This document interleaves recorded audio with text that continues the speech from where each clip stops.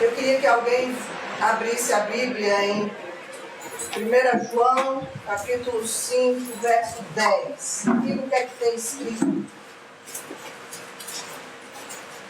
Quem chegar primeiro pode ler. Vamos ver a tecnologia até que ali. 5:10. Quem crê no Filho de Deus, em si mesmo tem o testemunho. Quem a Deus não crê, mentiroso fez. Porquanto não creu no testemunho que Deus deu, que seu Filho deu. Um versículo e ele fala várias vezes um testemunho, mas em síntese ele diz que quem crê em Jesus tem um testemunho. Quem teve um encontro com Jesus, você pode chamar o que for, conversão, sei lá, transformação, mas quem teve um encontro com Jesus tem em si um testemunho. E não é um testemunho mundano, óbvio, é um testemunho de vida santa.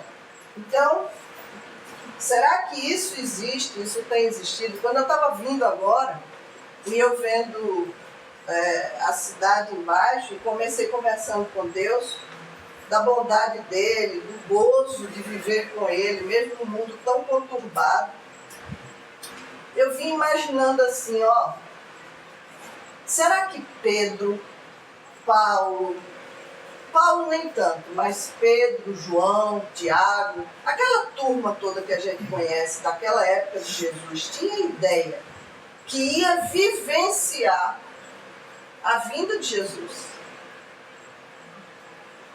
Será que aquele povo tinha noção, esperava?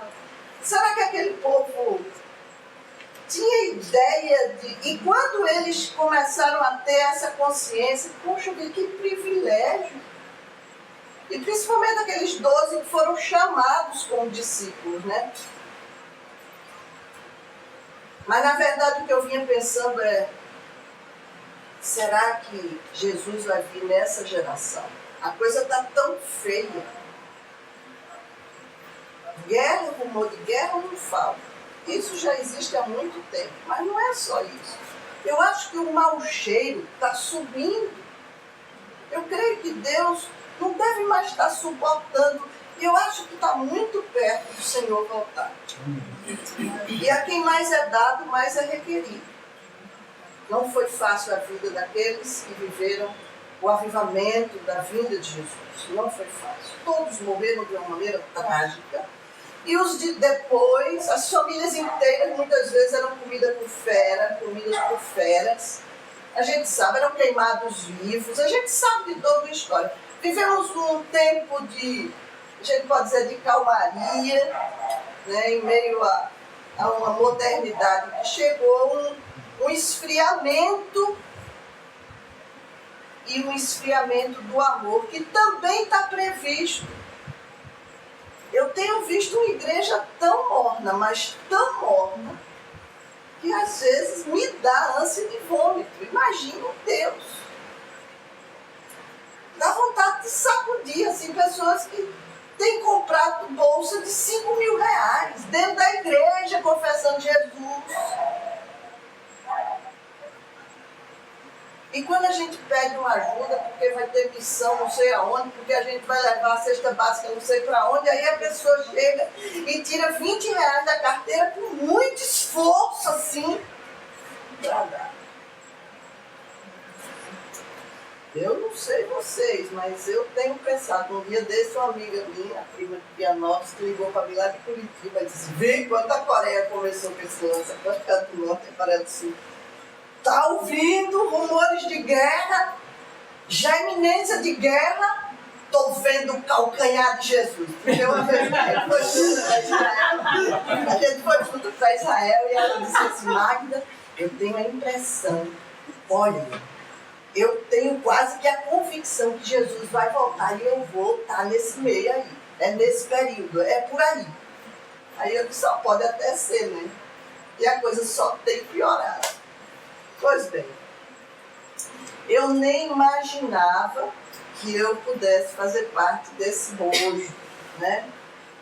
Porque desde que eu nasci numa família de classe média e que só tinha mulher.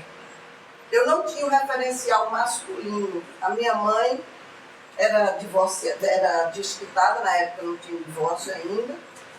E meu pai saiu de casa, eu era um bebê, e eu fui criada por minha mãe, uma avó, e mais uma tia solteira que morava conosco, e mais 2 irmãs, depois chegou uma outra que foi adotada. E assim, eram só mulheres, mas foi um lar muito amoroso. Eu não tenho falta, não senti falta de nada, assim, eu estudei nos melhores colégios, eu fui muito paparicada, eu era diferente das minhas irmãs, 8, 9 anos, então eu era, assim, o biscuizinho, né, a menininha que todo mundo brincava, então eu não tenho o que reclamar não, fui muito mimada, aos 18 anos do primeiro carro, então não tenho o que reclamar. Mas algo me faltou e eu não tinha noção, eu não tive uma orientação religiosa. E eu achava uma babaquice esse lance de Deus, esse lance de religião, eu não gostava. Nós somos de descendência judaica, meu avô era judeu, por isso o nome Wassenberg, mas nós tínhamos amizade com a colônia judaica, mas não ficamos religiosos. A minha mãe era uma católica não praticante e a minha avó se converteu e passou a ser evangélica, mas também não me levou para a igreja. Eu não gostava de ir para a igreja com a minha mãe, então eu não optei e eu fiquei ateia, descrente, incrédula. Eu não acreditava em Deus, essa é a minha realidade. Por isso que eu não imaginava nunca que eu fosse fazer parte desse povo, como talvez aqueles discípulos, se bem que a situação deles é porque era uma vida muito voltada para Deus, religiosa, dentro daquele espaço do lugar. Aquele lugar ali era muito voltado para as coisas de Deus. O judaísmo era muito forte, então as famílias eram bem tradicionais em religião. Pois bem, eu cresci e fui fazer jornalismo. Quando eu cheguei na Universidade Católica, eu disse, olha, eu agora estou com tudo, porque eu passei no vestibular, na frente de muita gente ficou e eu fui privilegiada, que um curso que já tinha muita liberdade em todos os sentidos, uma área, né, que era envolvida com arte, com literatura, e eu me envolvendo naquele meio ali, eu já tinha sobre mim uma pressão muito grande a respeito do feminismo. As pessoas diziam que as mulheres eram iguais aos homens e que não tinha que ter esse preconceito, o homem é diferente e tal. Então, eu passei a entender aquilo e mastigar aquilo e fui engolindo até que eu digo, é verdade. Tá certo, mulher tem que ser feminista mesmo, tem que ter o lugar dela, tem que romper com essas barreiras. E tinha uma área que eu achava que a mulher era bem diferente do homem, que era a área sexual. O homem tinha toda a liberdade possível, mas a mulher tinha que ser guardadinha e virgem do altar. Essa era a orientação de casa e essa era a orientação da sociedade. Mas eu disse, está errado. Se a mulher é igual ao homem, a mulher tem que ter liberdade, o homem faz as farras dele, vai com a mulher que quiser se agarrar e a gente fica esperando, de repente não acontece, e o tempo vai passando e a gente vai perdendo, o sexo faz bem, é bom, os médicos até aconselham. Então eu disse, eu vou me emancipar, eu vou fazer sexo, porque eu quero ser igual, se o homem tem esse direito e a mulher também deve ter, e eu vou quebrar essa barreira. Eu só não sabia que o sexo fora do casamento é pecado. Mas é pecado para homem e para mulher. É pecado para noivo, para noiva, para namorado, namorada, divorciado, viúva, o sexo fora do casamento, da bênção matrimonial, é pecado. E nós brincamos com isso. Satanás usa e abusa, porque sabe que é um ponto fraco. E nós valorizamos demais, porque é uma influência maligna mesmo. O que foi que aconteceu? Preste atenção, vamos ser... Todo jovem é inteligente, né? É assim, todo jovem se acha o máximo, inteligente.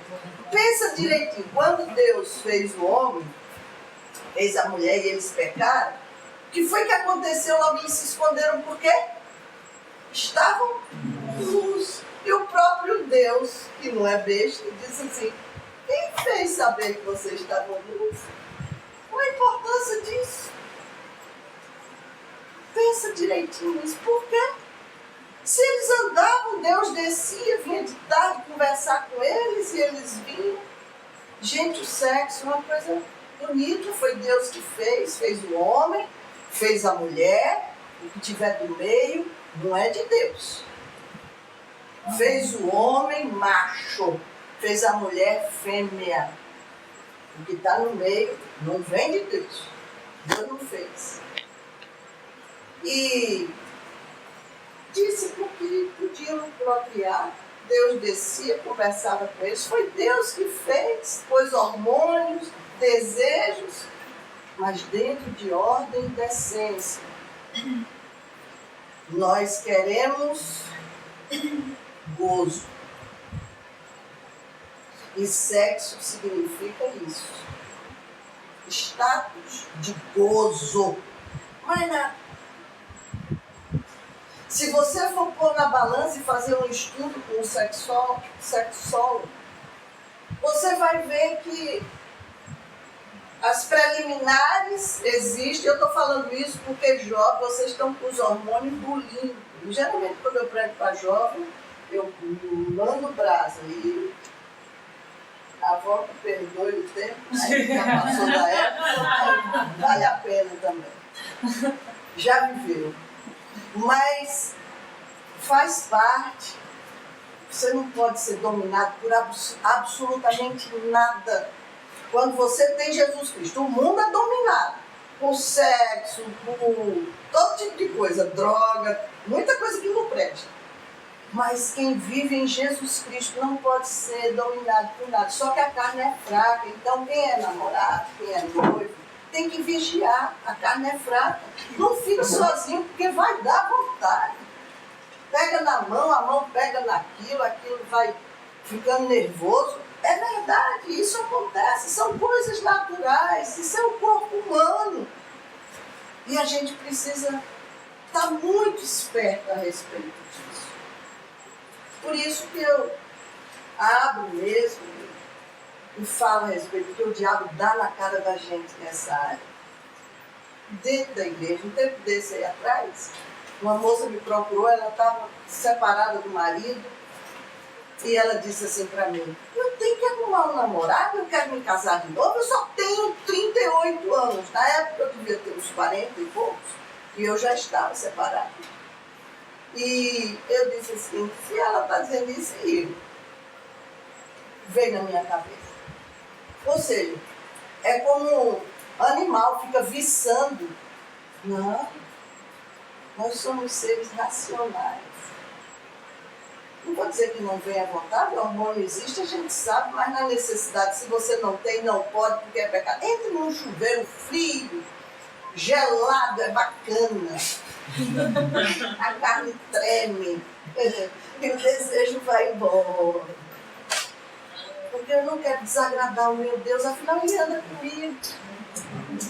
Teve um casal que depois que fez um encontro de casais, encontrou com outro no shopping. Esse casal estava me contando que a moça, o rapaz aliás, encontrou com o outro e disse assim: o que você está fazendo aqui? Ah, eu estou dando um tempo que eu vou pegar uma gatinha, a gente vai pegar um motel. Eu disse: uai, você não está no encontro de casais? Aí fez: ah, mas isso tem nada a ver. Fez: e o Espírito Santo? Não, o Espírito Santo fica fora, a gente vai, é só para se divertir. Então a gente está achando que quando a gente vai fazer um pecadinho de estimação, a gente vai deixar o Espírito Santo: você fica aí, que aqui agora não vai dar para você. Eu vou ali fazer um negocinho certo, simpático. Então a gente precisa estar muito ligado nisso. Principalmente essa geração. Eu acho que é uma geração que está sendo muito requerida. E acho que algo muito importante está para acontecer sobre ela. Mas eu, na minha ignorância, eu não acreditava na Bíblia, eu achava que era um livro velho, ultrapassado. Eu disse, não tem nada a ver comigo, isso é balela, eu vou fazer sexo. E fiz. Eu namorava um rapaz, gostava dele, achava que ele gostava de mim, então eu fiz sexo fora do casamento. Toda desobediência tem uma consequência. Eu engravidei, o rapaz não quis ficar comigo, eu tive que assumir o filho sozinho. Quando o menino nasceu, sem conhecer a Deus, mas diziam que ele morava no céu, no alto, eu olhei para cima e disse, se você existe, aí não mexe com meu filho, é muito difícil ser mãe solteira. Na verdade, eu estava lançando esse argumento, mas eu tinha medo da morte. Quem não conhece Jesus, quem não teve um encontro com Jesus, tem medo de morrer. Porque não sabe para onde vai, é mistério, tem medo, a adrenalina ferve. Então, você não tem nenhuma paz, nenhuma segurança, e aí o negócio fica ruim. Então, eu queria me defender nessa hora. Eu achava que podia estar errada. São as dúvidas, né? Quando a gente não tem segurança. E aí, se eu tivesse errada, se esse Deus existisse, podia castigar, matar meu filho. Então, a gente passa 1000 coisas na cabeça. Eu voltei a estudar, e quando eu voltei a estudar, eu fui convidada a fazer um estágio na TV Globo, lá de Recife. Seria apenas um período, 3 meses aproximadamente. E a minha professora de periódico, de jornal impresso, ela era chefe de reportagem da Globo. E aí ela achou que eu tinha jeito. Disse, mas você quer fazer um teste lá? Eu disse, tá, eu vou sem muita pretensão. Fui, me dei bem, fui contratada, e dos 3 meses eu fiquei 17 anos. Eu fui carreirista, eu cresci, eu engordei financeiramente, eu passei a ter um salário melhorado e melhorando. Eu de repórter 1 passei para repórter 2, depois fui promovida a repórter 3, depois repórter especial, que é o último degrau para um repórter dentro da TV Globo ou qualquer emissora. O repórter especial, ele é especial, ele é privilegiado, ele é a estrela do jornalismo. Eu era esse, são todos esses que vocês veem em rede, são repórteres especiais.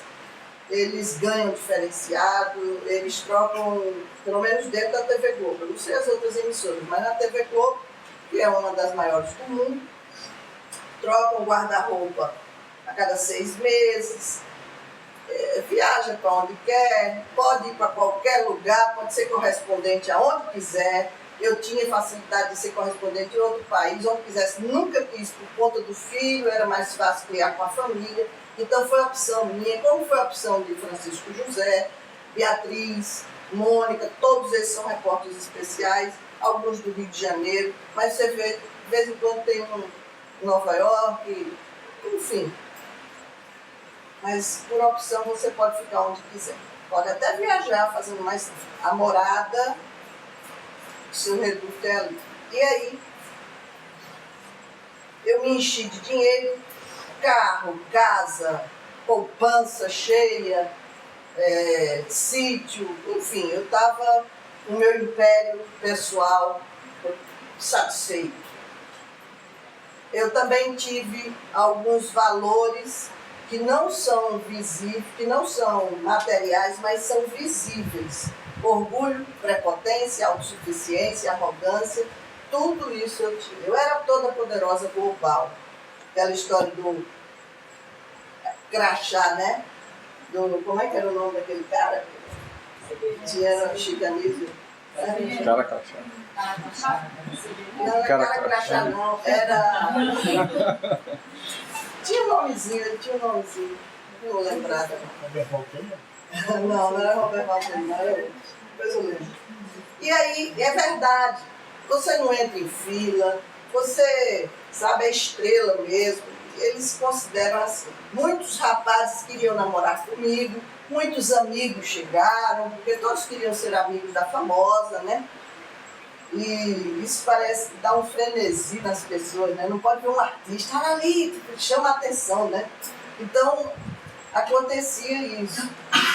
Desses rapazes que vinham namorar comigo, muitos não, mas alguns eram casados. Eu não queria nada com eles, porque eu achava que o homem casado era complicado. Mas, na verdade, não era uma questão moral. Eu não tinha moral, né? Está no mundo, dificilmente tem uma moral. A partir do momento que é uma coisa que vem lhe confrontar, você termina cedendo de acordo com a sua vontade, com o seu desejo, enfim. Principalmente dentro do meu meio muito liberal de trabalho. Mas eu ficava lutando para não querer, mas eu fazia charme para todos. Eu queria todos aos meus pés. Era tipo a hora da vingança. Eles aprontaram, agora eu vou aprontar com ele. Então eu fazia charme, não queria nada, mas fazia charme. Só que a gente termina sem querer se envolvendo com alguém que não deve.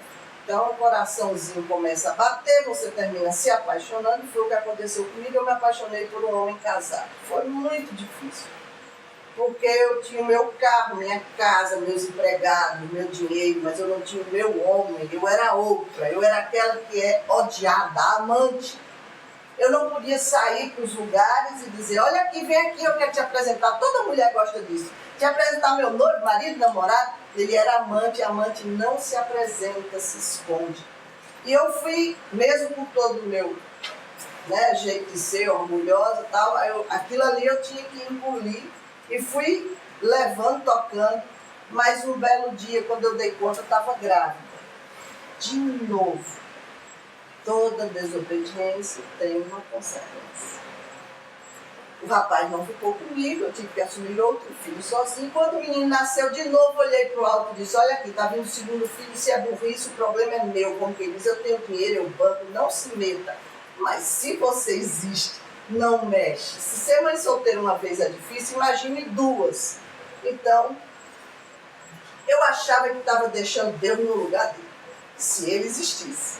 Porque eu achava que não existia. Eu só não queria, era deixar de levar vantagem. Essa é uma característica humana, tranquilo. Então eu fui tocando mais o tempo e estava tudo muito bom para mim. Embora eu viajasse muito, mas eu tinha, além dos empregados, sempre alguém que estava lá em casa, supervisionando, ajudando, um amigo, um parente, porque todos querem ajudar. Quem é famoso não sofre nesse aspecto. E eu fui conduzindo minha vida. E aí chegou para ser o apresentador do jornal local, principal, que é até hoje, Hugo Esteves, um rapaz e bonito. E quando eu olhei o homem, ele veio de Belém para Recife, a Globo às vezes faz isso, é uma maneira de... A Globo Recife, ela é rede. Só existem 5 redes no Brasil: Recife, Belo Horizonte, Rio, São Paulo, Brasília. Então, muita gente que é de afiliada vai, às vezes, para as redes para poder chegar na rede e conseguir ficar, ser rede, em vez de ficar afiliado. Ganha mais, tem mais privilégios. E aí, chegou o Hugo lá, e quando ele chegou, eu logo fiz o cerco de sedução, fui dando uma de amiga, de coleguinha de trabalho, mas eu estava mal intencionada. Eu queria tirar um pedaço daquele gatão, né? Eu vou dar uma caminhada por aí, vou curtir com ele e tal. E a gente saiu curtindo mesmo, virou uma amizade colorida. Eu levei ele para conhecer as boates, restaurantes, praias, curtimos um bom pedaço. E quando deu assim uns 5 meses de namoro, ele disse, ei, vem cá, vamos então casar, a gente tá dando tão certo, vamos casar. Eu disse, você tá doido, eu não nasci para casar. Casamento é aquilo que todo mundo diz, instituição falida. Eu não vou casar. Eu já tenho casa, carro, até filhos, para que eu quero casar? Só para ter um homem mandando em mim. Todo homem é machista, é mandão. Eu não vou me submeter a isso. Eu acho que mulher é igual homem. Eu sou feminista. E fiquei botando. E ele disse, não, mas eu também sou jornalista. Eu vou entender. Eu digo, eu viajo demais. Aí vai pintar ciumeira. Não, não vai. Eu entendo e tal. Mas no fundo eu tinha medo. Eu digo, olha, isso aí. Minha mãe dizia assim o tempo todo. Todo homem é cafajeste. Todo homem é safado. E eu engoli aqui. Eu digo, isso aí é verdade. Porque tudo que eu conheci foi isso. Então vai ser mais um que vai rodar por aí. Porque quem era estrela era eu. Eu era nacional, ele era local. Eu digo, ele está se aproveitando, né? Querendo tirar um pedaço. Na verdade, ele queria mesmo casar, ele estava gostando. Mas eu tinha medo. Contudo, não consegui resistir muito tempo. Ele insistiu. Eu, quer saber, eu vou casar. Se não der certo, separa. Tem um divórcio aí. E o divórcio é tão certo que está na Bíblia, e se está na Bíblia é de Deus. Por que eu conheci a Bíblia? Eu estudei em colégios religiosos, católicos, e estudei na Universidade Católica. O meu curso de jornalismo tinha uma cadeira chamada Teologia. Não sei porque até hoje, mas tem. Não sei se ainda tem, mas tinha. E a gente, às vezes, usava a Bíblia para fazer trabalho, essas coisas. E eu sabia algumas coisas, lógico, aquela coisa geral, mas totalmente ralo, né? Sem muita profundidade. E eu disse, está na Bíblia, é de Deus. Eu nem acreditava na Bíblia, nem acreditava em Deus. Mas na hora de fazer um argumento a meu favor, nós somos isso. Nós somos isso. Então eu argumentei. É de Deus. Eu tenho caminhado com Jesus há 26 anos. Eu já li a Bíblia algumas vezes. Eu estudo, eu amo essa palavra. Eu nunca vi Deus favorável ao divórcio. Existem sempre contextos. E quando você analisa, eu já fiz várias análises, estudos, nunca cheguei a esse entendimento. Pelo contrário. Quando a gente vai para Jesus, há 2000 anos só, aí Jesus vai e repete o que acontece lá com Moisés. Quem fez a carta de repúdio foi Moisés, como quem diz, não meu pai. Por causa da dureza do coração, falta de perdão, né? Você não perdoa, então não tem reconciliação e por aí vai. Contudo, o que Deus uniu não separe o homem. Eu faço muito aconselhamento de casais para separar. E quando se separa, quando está querendo separar, essa confusão toda do casal. Eu ouvi recentemente, eu não sei se vocês viram, do Silas, um pastor do Silas, vocês viram? Ele contando a história que estava aconselhando um casal. Gonçalo? Hã? Gonçalo? Eu não sei o nome dele, eu vi de relance assim, mas a história achei engraçada, eu guardei porque eu tenho uma malinha com ilustrações só para mexer um pouquinho com as pessoas, né? Eu sou técnica em comunicação, então a gente tem que...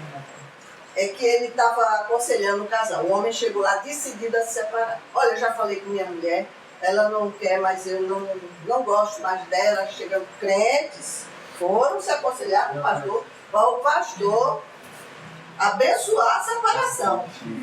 E ele foi contando, falou, não dá mais, a gente não está mais se dando certo, tá? Briga muito. E ele fez um expor lá e o pastor só ouviu. Ele disse, você quer o quê?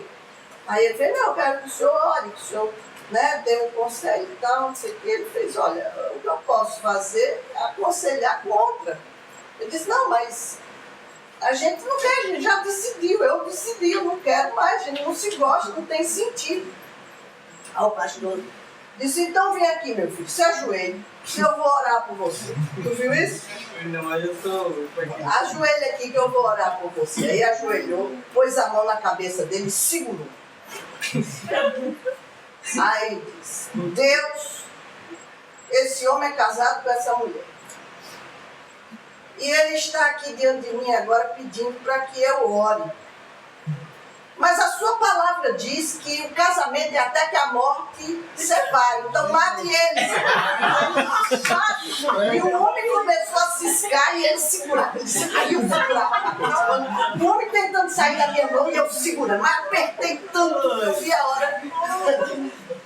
Aí daqui a pouco, diz que ele orando nesse sentido, daqui a pouco, diz que ele olhou e o homem estava assim para mim, eu quero me separar. O moral da história, estou separado mesmo, né? Deus sabe se é me chama e na situação. Mas eu, sem conhecimento, eu disse, tá bom, eu vou casar, se não der certo, separa, eu olhei para o outro, disse, tá bom, vamos casar. Vou experimentar esse negócio, nunca casei, né? Aí foi quando ele disse assim, você se incomoda de casar na igreja evangélica? Eu sou crente, eu sou da igreja episcopal. Quando ele disse isso, para mim foi uma morte. Foi um tiro de 12 na testa. Eu tinha horror a crente. Eu detestava a crente. Para mim, era o último povo que eu queria ver. Eu achava um povo chato, feio, burro, fedorento, brega. Eu só vi os crentes pregando nas praças, de paletó e gravata, nossos irmãos da Assembleia. E eu olhava e a minha leitura era ali, de ignorância. Nesse sol de paletó e gravata, suando que nem um condenado. Aquilo é preguiçoso, porque só tem intelecto para pegar em carrinho de mão, mas não tem coragem, é preguiçoso. Então, tá ali com aquela Bíblia, mas não sabe nem ler. Não sabe ler. Suando, aquilo deve estar fedendo, que não sabe tomar banho direito, não usa desodorante. Então eu fazia. O Hugo cheirava perfume francês. Não tinha cheiro de crente. Depois eu achava os crentes pregam, misturava xadrez com bola, estampado com listra, paletó coronha, meia vermelha com paletó marrom, né? Todo tipo de coisa feia. Mas o Hugo se vestia com as melhores etiquetas, tinha bom gosto, também não tinha isso de crente. E eu nunca vi aquele homem dizer, aceite Jesus ou vai para o inferno. Para mim, todo crente dizia isso. E aí ele disse assim, eu não sou lá fanático. Eu nasci na igreja, fiz profissão de fé, fui batizado, aprendi a tocar violão com o pastor, toquei no louvor, frequentei escola dominical, mas cresci, como quem diz, cresci não precisa tanto, não precisa exagerar, mas uma vezinha ou outra. Aí eu pensei assim, ele deve ser um crente moderno, as coisas mudaram. Um crente moderno bebe, fuma, ele não bebia, mas fumava. Eu digo, eu vou poder continuar bebendo, então. Crente moderno frequenta motel, eu vou... Então tá bacana, tudo bem, vamos casar. Casamos. Mas eu não consegui ir para a igreja mais que 2 vezes. Eu logo cheguei à conclusão que ali não era o meu lugar. Eu digo, olha, eu passo a semana inteira enfrentando os tipos mais diversos de situações. Eu vou para uma queda de avião não sei aonde, eu volto porque tem seca no sertão, aí me mandam de volta porque o presidente da República vai inaugurar um adutor e vem que tem... Olha, eu fico assim para lá e para cá, mataram 2 em Exu e tudo matéria que tinha que viajar, porque era nacional e eu cobria o Nordeste inteiro, às vezes entrava até pelo Norte. Mas no final de semana que eu tinha livre, eu queria curtir meus filhos e marido, ir para o hotel fazenda, uma praia, tomar uma cerveja bem gelada. E ainda dizia cinicamente, eu sou filha de Deus. Eu posso. Faz parte. Eu sou filha de Deus. A gente não faz isso. Eu posso, eu sou filha de Deus. Que é isso? A gente não tem a mania de se alisar, né? E depois eu digo, eu vou ficar numa igreja, ouvindo a abobrinha. Primeiro os crentes são doidos, vão de manhã e de noite. De manhã e de noite, perde o domingo todo, de manhã e de noite. Natal de escola dominical e de noite o culto solene. Ora, isso não existe. Que eu vi o quê? Que um velho de 100 anos, escute aí, um velho de 100 anos engravidou uma velha de 90. Aonde que pode ser um velho? Você já ouviu falar nisso? Só Abraão e a Sara. Depois, um tal de Jonas foi engolido por um peixe e vomitado 3 dias depois. Passou 3 dias na barriga do peixe. Impossível. Coisas impossíveis. Isso não entra na cabeça de um intelectual. Não entra, não entra. A história do Jonas vocês sabem, né? Do Rio de Janeiro, do menino. Então, eu digo, eu não vou ficar. E tinha mais o dízimo. Digo, olha, o dízimo. Não, é isso que eu quero. Jonas já vive em cima do Rio de Janeiro, não. E sabe do Jonas de Natal, não viu? Não? Eu vou omitir a igreja, tá? Porque minhas histórias são verdadeiras, viu? São verídicas, são histórias crentes. É tudo verdadeiro. Numa escola dominical, numa igreja no Rio de Janeiro, classe de 8 anos, a professora estava dando sobre Jonas, falando sobre Jonas. E depois que ela contou a história de Jonas para o menino, aí ela teve a infeliz ideia de dizer, gente, na verdade o Jonas não pode ter ficado dentro da barriga de um peixe 3 dias dentro da água, sem respirar, não é verdade. Isso é uma ilustração, porque ele estava muito angustiado, então até fala que ele ficou com algas e tal. Aquilo era porque ele estava angustiado e ele se sentia assim. Aí ele quis ilustrar, dizendo que tinha sido engolido por um peixe. Os menininhos, já desde pequenininho, né, naquela... Um deles disse, não, tia, tá na Bíblia, é verdade. E a professora disse, não, meu filho, não pode, uma pessoa não fica sem respirar 3 dias, fica, não fica, fica, não fica. O menino mais sábio disse assim, professora, tudo bem, deixa pra lá. Quando eu chegar no céu, eu vou perguntar pro Jonas se ele ficou ou não 3 dias na barriga do peixe. Aí a professora, dando uma desperta, disse assim, e se você chegar no céu e não encontrar o Jonas? Aí o menininho disse, aí ele conta para a senhora lá no inferno.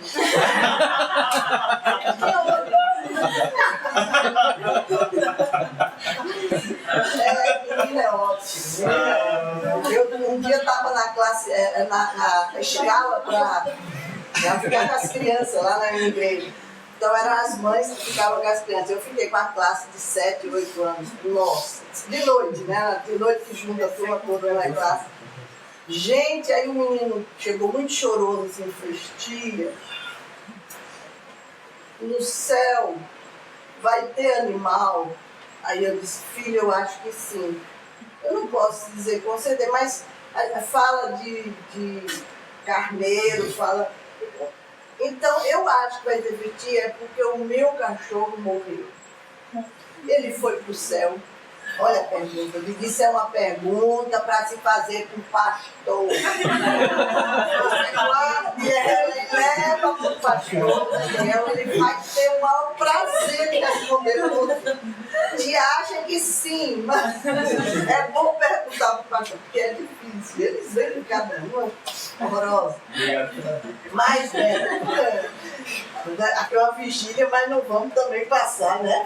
De amanhecer. Vamos terminar a história. Mas não ficamos na igreja, tinha o dízimo também, eu achava que todo pastor era ladrão, eu digo, olha, eu ganho muito bem na Globo, meu marido também, um pouco menos, mas ganha bem. Eu não vou tirar 10% para dar para pastor, todo pastor é ladrão. Eu fazia de vez em quando matérias para o Fantástico, para o próprio Jornal Nacional, sobre escândalos que tinha, principalmente com a Universal. Uma vez eu lembro que eu fui num pastor da Universal e eu entrei na mansão, os tapetes persas, assim, as coisas mais luxuosas, e eu olhava assim, os cálices de cristal. Poxa, um negócio pra... Então isso era pano para manga, né? A gente criticava, falava mal. Pois bem. Nasceu uma filha. E quando essa menina nasceu, nós notamos que ela tinha problemas, fomos aos especialistas e eles constataram que ela tinha um problema motor, precisava fazer fisioterapia, iniciamos as sessões 1 hora por dia. E eu via o meu marido com quase 1,85 m, tendo que andar de 4 pés para ensinar a filha a engatinhar. E também a nossa filha misturada com aquelas crianças muito débeis. E eu achava aquilo uma humilhação. Eu disse, isso é uma humilhação, meu marido, minha filha, a filha de Hugo Esteves e Magda Wassenberg, isso vale, né? Isso é humilhação. Eu fiz a leitura certa, era uma humilhação. Eu só não sabia por que nem de quem vinha. Quando eu conheci o Deus da minha vida, quando eu conheci o meu dono, eu entendi que as humilhações vinham dele. Por quê? As pessoas dizem, pra quê, né? Porque quanto mais nós passamos pelo processo de humilhação, nós melhoramos no caráter. Eu tenho aprendido isso. Porque eu zerei quando conheci o Senhor, das humilhações que já tinham passado. Nós passamos por humilhação toda hora. Uma doença é humilhação, um desemprego, uma separação, muitas, uma viuvez. São situações que você se sente diferente. Então, não deixa de ser humilhação. Contudo, melhora o nosso caráter, porque nós não prestamos. Ponha isso na sua cabeça, nós não prestamos. A Bíblia nos compara a pedaço de pano podre que cobre ferida. E a gente acha ainda que é uma coisinha, né? A gente acha que é uma coisinha. Em fevereiro de 87, eu estava voltando de uma reportagem ali pelo Agreste de Pernambuco, quando chegamos próximo a Recife, uma cidadezinha chamada Moreno.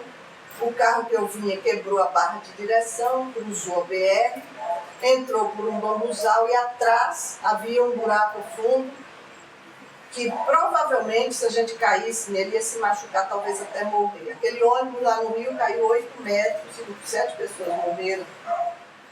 Aquele buraco tinha de 300 a 400 metros, talvez mais, de profundidade. Então era um buracão mesmo, a gente ia virar todo, ia ser feio o negócio. Mas nós não caímos porque batemos uma pedra. E ela era a única em toda a extensão da boca do precipício. Nós batemos ali, ficamos, não morremos, mas nos machucamos e eu quebrei a coluna. Eu não sabia, eu nunca tinha sofrido acidente. Eu só estava muito assustada. A porta abriu e eu desci, saí escorregando e fiquei deitada na grama.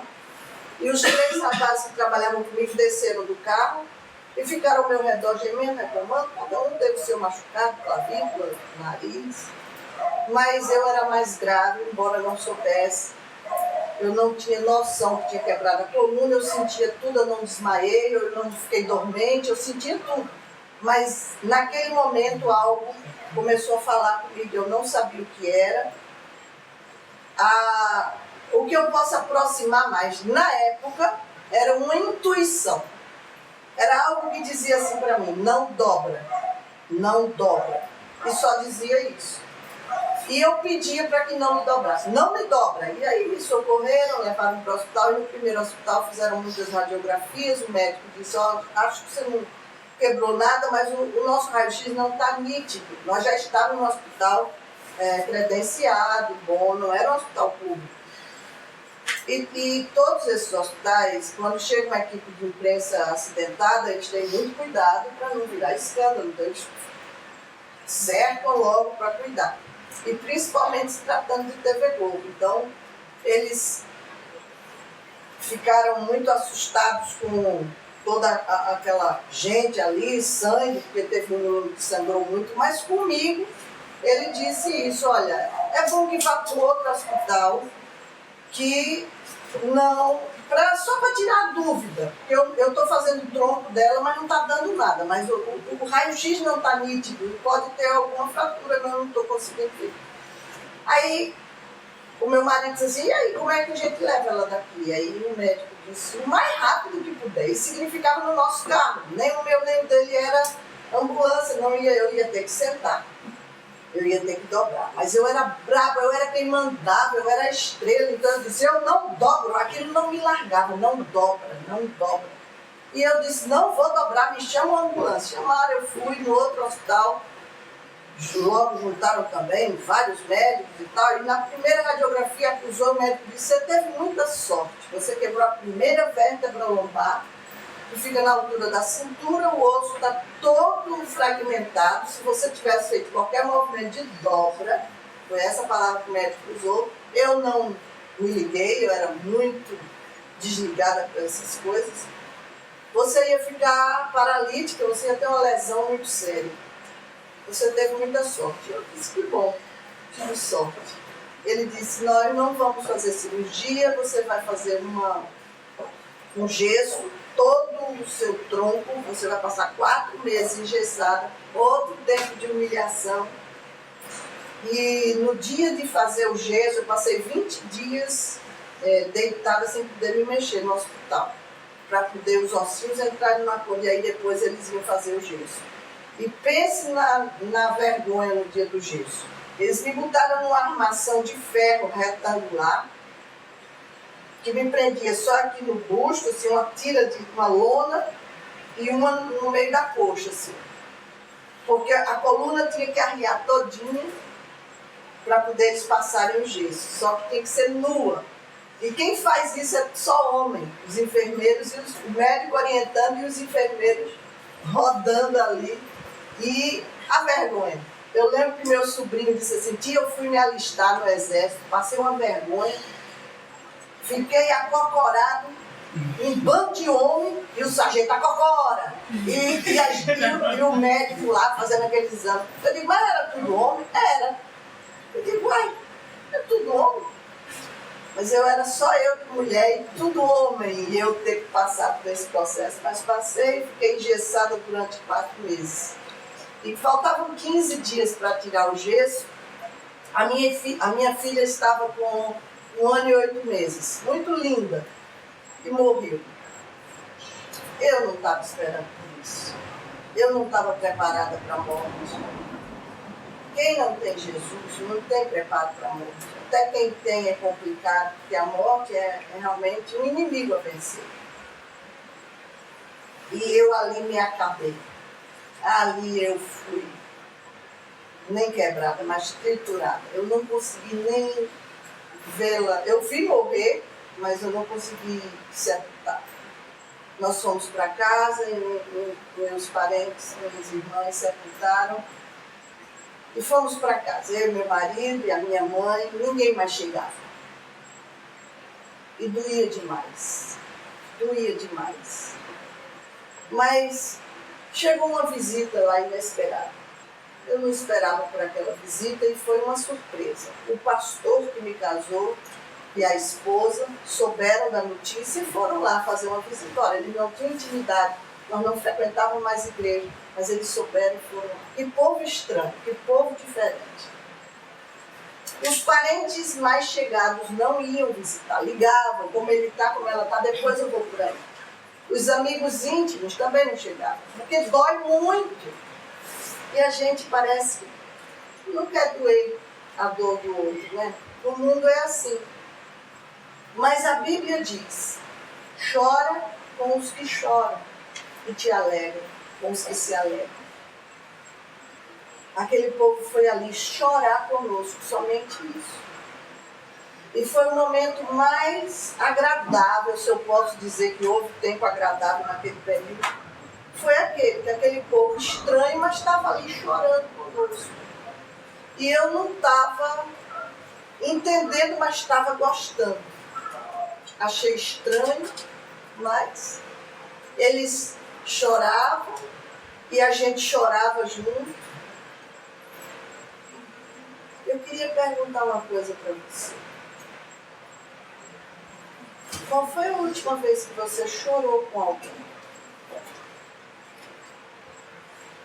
Nós temos ficado egoístas. Nós choramos quando a dor está em nós. Eu estou falando de igreja, não estou falando de mundo, não. Estou falando de igreja, que a igreja sou eu e você. Eu choro quando estou com câncer, o meu pai, ou minha mãe, ou meu marido, o meu filho. Quando alguém morre, aí eu choro. Quando chega o desemprego, quando chega a crise, aí eu choro. Mas eu choro por mim. E eu faço um alerta, cuidado. Lembra quando Jesus disse, você foi visitar aquele que estava na prisão, não foi? Não é assim? Mas Senhor, quando é que eu fiz isso? Depois que eles choraram, eles disseram assim, podemos orar por vocês? Eu disse, pode orar. Eu estava à vontade agora, né? Eu estava mais relaxada. Eu disse, pode orar. Eles começaram a orar. E eu a perguntar, onde ela está? Onde está minha filha? Onde está minha menina? Que eu carreguei, que eu amamentei. Onde está minha menina? Agora debaixo da terra, apodrecendo. Daqui a um tempo vai tirar os ossinhos. Essa é a imagem de morte que a gente tem. É tenebroso, é feio, é caixão, é túmulo. Essa é a ideia de morte, porque nós cremos no que vemos. E não vinha outra coisa na minha cabeça. Eu perguntava onde ela está. Aí aquela voz que dizia não dobra, começou a dizer na igreja. Eu dizia onde ela está e a voz dizia na igreja. Aí eu passei a brigar. Como na igreja? Eu não gosto de igreja. Igreja é lugar de gente falsa, hipócrita. Diz uma coisa e faz outra. Eu via de um lado a igreja católica com padres homossexuais, pedófilos, escândalos e mais escândalos. E eu vejo isso até hoje. Como é que pode? Um pouco que eu conhecia da palavra, eu dizia assim, na Bíblia tem escrito que os homossexuais não herdarão o reino de Deus. Onde esse padre vai? Para onde este padre vai? Do outro lado da igreja evangélica, que se dizia santa, a dissidência da igreja católica, chamada também de protestante, não estava diferente, porque para Deus não tem pegadinho, pecadão. Para Deus pecado é pecado. E a gente se confunde muito com isso. A gente fala do irmão porque está fazendo uma coisa errada e a gente está falando do irmão. Ele está com a linguinha que o Tiago fala. E aí eu via não tanto homossexualismo, tem menos, mas tinha muito adultério, tem. E eu dizia, como é que pode? A Bíblia também diz, os adúlteros não herdarão o reino de Deus. Aí você diz, mas irmã, você é radical. Eu digo, eu sou Bíblia. Eu sou Bíblia.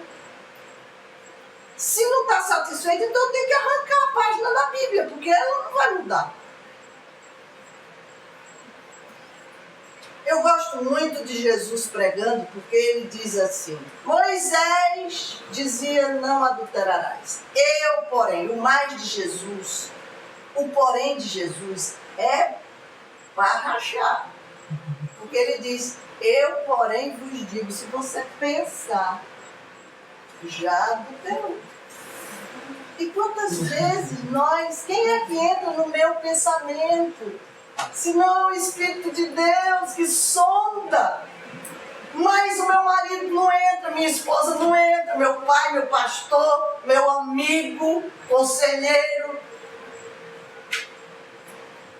E o que é que sabe, o que é que eu estou pensando naquela hora? A mente, ela... E a gente precisa estar sempre disciplinando, discipulando. Não é fácil.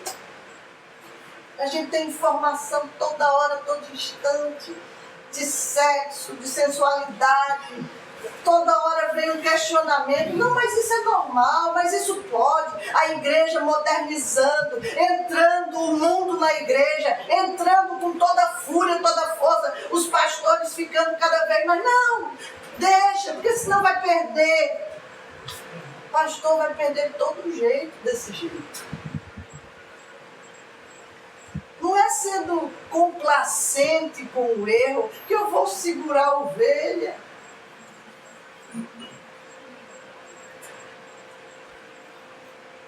Por mais que eu brigasse, aquela voz dizia na igreja. Aí eu olhei para o pastor, cheio de má vontade, mas era o jeito. Disse, olha, eu vou para a igreja, domingo eu vou estar lá. E eu comecei para a igreja todo domingo. Nós tentamos adotar uma criança, fomos em muitos orfanatos, e um deles, uma mulher disse assim, vocês são famosos, têm dinheiro, tem uma oferta para o orfanato, vocês tiram uma criança daqui. E eu pensei assim, era sempre assim, eu pensava aqui dentro, eu vou pagar, furar a fila e tirar uma criança por debaixo dos panos, passar na frente de muitos casais que já estão esperando, só porque eu sou famosa, porque eu sou conhecida, porque eu tenho dinheiro, eu vou pagar para ter um filho. Aí aquela voz disse assim, filho não se compra, filho é um presente de Deus. Eu disse, eu estou ficando doido. Tem um negócio falando comigo e eu não estou identificando. E eu tocava, indo para a igreja. Eu disse, eu não quero mais adotar menino, eu ainda posso engravidar, eu não liguei as trompas, isso é ansiedade, porque eu estava tentando engravidar e não conseguia. Eu disse, eu não vou mais ligar, Hugo, vamos deixar, eu ainda vou engravidar, tudo bem e tal, e eu continuava indo para a igreja. E a Bíblia diz que a fé vem pelo ouvir, e ouvir a palavra de Deus, e eu ia ouvindo. A história de Nicodemos, a história de Moisés, e ouvindo, não acreditava, mas ouvia. Não dava dízimo, você estava lá atrás, os crentes eram tudo chato, mas eu ficava ali, eu não conseguia deixar ali, porque aquela voz continuava dizendo na igreja. De vez em quando, meu marido, de madrugada, tinha crises de choro e dizia, aonde ela está? E eu não sabia responder. E eu pensava assim, eu sou tão inteligente, eu faço matérias para o Fantástico, eu entro ao vivo no Jornal Nacional, eu sou tão inteligente, mas eu não sei nada sobre a morte. Eu entrevisto as pessoas mais famosas do mundo inteiro, mas não sei nada sobre a morte. Não sei responder para ele. E continuava indo para a igreja. Aí, de 5, 6 meses que eu já estava indo na igreja, um dia o pastor estava pregando e dizendo que não somos nós que escolhemos. Foi justo nessa hora que eu tive a maior revelação da minha vida. Eu ouvi aquela voz dizer, eu quero você trabalhando para mim. Eu colei na cadeira, comecei a chorar, era um choro que vinha de dentro. Eu era muito resistente ao choro, eu achava que choro era um ato de fraqueza. Eu ouvi minha mãe dizer o tempo todo, homem não chora, mas mulher também não. Ela teve que ser austera para nos criar assim, pai. Mas justo naquela hora eu não conseguia, eu fui derretida. E eu chorava como uma criança assim. E eu achava que estava todo mundo olhando para mim, mas ninguém estava nem aí para mim. Eu estava chorando e as pessoas estavam ali curtindo também. E depois a voz disse, tantas vezes você disse que eu não podia mexer no filho seu. Mas não houve jeito, como quem diz, você é muito duro. Eu tive que fazer. Quando disse isso, saiu a revelação e o entendimento, e o discernimento, e o banho de fé. E eu comecei a dizer, Deus existe. Deus existe. Aqui, Deus existe. É Deus. Deus está falando comigo, é Deus. Deus existe. E ele disse, mas eu te engessei. Porque Deus dialoga em alguns momentos. E aí eu lembrei, é algo de mistério, é algo de sobrenatural. Eu lembrei que quando minha filha morreu, eu estava engessada. Eu não pude dar a ela um carinho de mãe, nem no último momento. Nós nos despedimos pelas mãos. Eu estava dura, engessada, quebrada e engessada. Mas eu via nas reportagens que fazia, muitos pais descobrirem os filhos em afogamento, deslizamento de terra, acidente. Quando descobre que é o filho, que é o corpo do filho, se quebram sobre o cadáver. É horrível, dói demais. E quando eu vi aquilo, eu digo, eu não quero para mim. Só que um dia foi comigo, mas eu estava engessada. E ali eu descobri que Deus é Pai. Algo que os muçulmanos não descobriram ainda. Deus dele é um Deus duro demais, que não dá paternidade. E como eu não tinha tido pai, nenhum referencial masculino naquela hora, eu tive. Uma coisa é você ter um pai, como um paizão desse aqui, cheio de defeito, né? Mas você ter um referencial. Outra coisa é você não ter nenhum. Eu vi o meu pai a primeira vez, com 12 anos, eu nunca chamei de pai, porque você faz isso porque o papai chega, mesmo que o papai seja separado desde pequenininho, mas o papai chegou, o papai foi te buscar, o papai está no telefone. Não houve isso comigo. A minha mãe dizia assim, Silva, o nego, o safado, nunca era pai. Eu não vi. Eu via nas fotos, casamento, mas eu não ouvia. Naquele momento, saiu um grito da minha garganta e foi a minha minha primeira cura interior. Eu gritei: pai, eu tenho um pai. Um pai que não abandona a casa. Um pai que não mente. Um pai. E ali eu fui curada, regenerada, tratada. Mas ele não deixa por menos, e por último ele disse: servo meu não se dobra a homens, só ao rei. Na hora eu não entendi. Só entendi anos depois que, além de filha, eu seria serva. Por isso que estou aqui dando esse testemunho, eu acho que milésima vez. Eu já perdi a conta das vezes que eu dou. Mas sei que Deus tem propósito nele. Tem algo de mistério nesse testemunho. Ele não chama por acaso. Eu me apaixonei por Jesus. A Bíblia passou a ser para mim referencial, meu alimento. Tem que estar na cabeceira, tem várias, porque é estudo. Eu amo essa palavra, eu tenho gozo nessa palavra. E comecei a fazer encontro de casais, trabalhar para Jesus, uma maravilha. E um ano depois da morte da Tassiana, eu estava saindo de casa, o telefone tocou, era uma amiga, dizendo que tinha uma menininha, tinham colocado na porta dela seu pedido. Eu disse: querer eu quero, mas uma coisa eu aprendi quando eu conheci o meu Senhor: eu devo ser submissa ao meu marido. Eu não sou mais aquela mulher que manda em casa. Aí liguei para e viajei. À noite liguei para casa para saber: você foi ver a neném? E ele disse: fui, ela é a minha cara. Ele chegou a Rebeca lá em casa, tem 24 anos hoje, mas quando a Rebeca tinha 5 meses, eu feliz da vida com a Rebeca, para mim estava tudo pronto. Esqueci que não tinha ligado as trompas, fiz sexo com o meu marido, que é bom, salutar, saudável, é de Deus. Quando eu dei conta, eu estava grávida e veio a Raquel, hoje com 23. São 4 filhos: Germano, André, Rebeca, Raquel. Mas não são meus. A hora que o Senhor quiser levar de 1 aos 4, Ele leva. É dele. Não há mais nenhum problema da minha parte. Sou tratada nessa área. Eu ainda passei 7 anos na Globo, mas estava ficando insuportável. Eu não queria mais. A estrela agora era Jesus, não era mais eu. Eu não estava mais cabendo naquilo. Eu queria sair, eu queria falar de Jesus, eu queria fazer isso. Falar de Jesus, na simplicidade. Eu não queria me arrumar mais toda, sabe? Levar carão do Rio de Janeiro, dizer: ei, vai arrumar o cabelo, tá assim, vai fazer isso, fazer aquilo. E eu já estava: não, eu quero ser simples. Aí eu pedi demissão contra todos, até o povo da Globo. Como é que pode?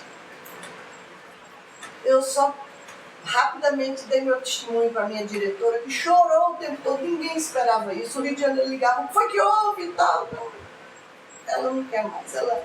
E aí, no jornal do Recife, os jornais do Recife colocaram uma manchete assim: Magda troca a Toda-Poderosa pelo Todo-Poderoso. Que massa, quando eu saí. E eu saí. Quando eu saí, Deus ainda tinha um último trato comigo, que era me fazer serva. Foi quando eu comecei a pregar, mas para isso Ele precisava me ensinar a ser dependente dEle, em todos os sentidos. De medo de morrer até financeiramente. Foi duro, talvez a parte mais dura tem sido essa. Tudo que eu adquiri, que batia no peito: eu tenho capacidade, eu consegui isso e aquilo, eu trocava carro todo ano. As viagens que eu queria fazer, fazia. O que queria comprar, comprava. Perfume francês, que sempre gostei. Tinha de rodo, eu ia buscar no na loja, na Europa, mas tudo que eu consegui foi embora. Deus permitiu que saísse tudo para Ele me ensinar a viver na dependência dEle. Hoje eu sou como um pêndulo. Ele faz como Ele quer. Eu, às vezes, trabalho, Ele permite, abre um lugar porque eu tenho alguma coisa para fazer ali eu tenho que testemunhar de Jesus, aonde eu estou trabalhando na fundação hoje. Ganho infinitamente menos que na Globo, não tenho interesse nesse ganhar. Meu negócio é o propósito de Deus comigo ali. A minha preocupação é o testemunho, é ganhar alma, não é nem tanto ganhar almas. Eu estou ali para isso também, mas para testemunhar de Jesus. Testemunhar de Jesus. Mas no meu dia a dia, no meu trabalho, com os colegas, com as minhas atitudes. E o marido foi embora, os amigos foram embora, ficaram alguns, claro, mas eu sempre costumo dizer, ficou o principal amigo, que é Jesus.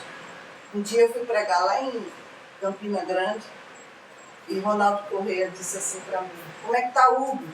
Eu digo, tá na mesma vidinha, tocando de noite nos bares e tal. Aí ele disse assim, olha aqui minha irmã, você não precisa de homem não, você precisa de Jesus. E aquilo foi internalizado. Não que eu sempre coloquei diante de Deus, mas nunca me atraí por outro homem. Se eu disser a você que, se eu for assistir um filme que tenha cenas de sexo, opa, eu evito, porque eu tenho hormônio, né? Diminuído, mas tem.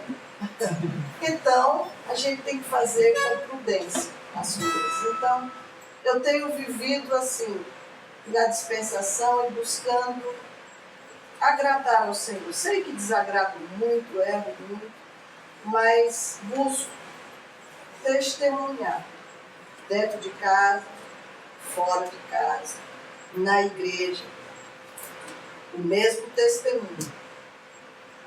Em casa, os filhos de vez em quando ficam bravos, porque filho é filho, né? Tá exagerando nisso, naquilo e tal. Mas eu digo, olha, primeiro a Bíblia está aqui e ela vai tirar toda a nossa dúvida. Mas eu posso dizer a você, com todas as dificuldades, com todas as situações difíceis, com tudo, nesses 26 anos de caminhada com Jesus, eu não troco por nada. Eu sou muito feliz.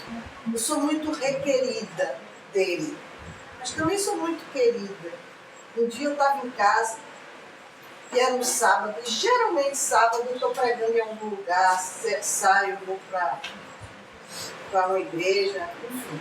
Mas nesse dia eu não tinha igreja, eu estava em casa, eu já tinha lido a Bíblia, eu já tinha lido um livro, nada. E eu disse assim, eu olhei para os 4 cantos, filhos tinham saído, cada um foi para o seu canto. E eu disse, Senhor, eu estou só, Como que diz, nós dois, Mas aí vem aquela vozinha, né, que diz assim, isso não tem importância nenhuma. A gente de vez em quando fica assim, se ao menos, né, dando uma coitadinha, eu não tenho importância nenhuma, né, Deus? A gente não é nada mesmo. Aí fiquei daquela enrolada. Não demorou 5 minutos, o telefone tocou. Aí eu, alô? Aí uma moça, uma voz do sul, disse assim, a Magda, eu digo, é ela. Disse, que bom, minha irmã, que eu te encontrei. Eu sou fulana é uma cidadezinha próxima a Curitiba. É que uma amiga minha assistiu um testemunho seu lá em Campinas e mandou o CD para mim. E disse que eu podia copiar, que você mandava que eu fizesse cópia, mas eu não quero. Sabe por quê, minha irmã? Eu estava numa quase depressão. E quando eu ouvi o testemunho, aí eu ouvi uma, ouvi duas, irmã, você me fez rir. Irmã, eu fiquei com uma alegria que eu não estava compreendendo, não estava entendendo. Minha irmã, você foi muito, olha a palavra, importante para mim. Quando ela disse isso, aí o Espírito Santo também não deixa comer, né? Aí eu disse, viu? Viu? Aí eu disse, via lá que eu caí aqui. Aí eu digo, oh, minha irmã, coisa boa, eu quero que você me mande tantos CDs e meu endereço é esse e tal, e eu quero a sua conta de banco e tal. Eu digo, não, mas você pode mesmo, eu deixo, isso é para abençoar, eu não vivo disso. Não, faça sim, eu quero porque você foi importante para mim. Era como se ela estivesse compensando, mas era dentro do que Deus fala para o nosso coração. Não sei como você tem se olhado, como você tem se visto. A gente é uma pessoa para o amigo, para a mãe, para o irmão, para o pastor, mas para Jesus.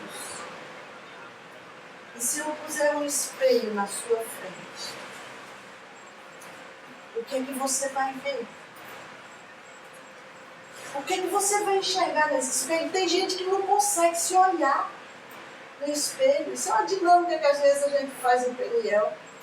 Tem pessoas que não conseguem porque estão com tanto conflito, tão insatisfeitas e não conseguem. Estão com vontade de chorar e não choram, seguram o choro o tempo todo. E chorar na presença do Senhor é cura. Trata. Não somos essa coisa toda que a gente pensa que é. A gente precisa se desarmar.